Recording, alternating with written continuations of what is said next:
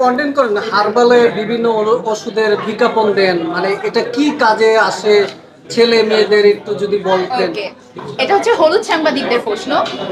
প্রথমত হচ্ছে আমি একজন ব্র্যান্ড প্রমোটার, সো আমার প্রত্যেকটা প্রোডাক্ট প্রমোট করতে হবে এবং আমার কাজ হচ্ছে ব্র্যান্ডটাকে রিপ্রেজেন্ট করা, কোম্পানিটাকে সবার কাছে চেনানো।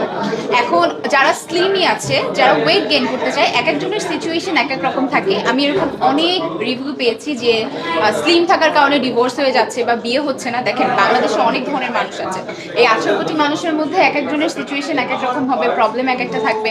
তো সেই জায়গা থেকে যারা স্লিমই আছে, যারা ওয়েট গেইন করতে চায়, আমি তাদের কাছে প্রোডাক্টটা পৌঁছে দিয়েছি বা আমি তাদেরকে পরিচয় করে দিয়েছি একটা প্রোডাক্টের সাথে।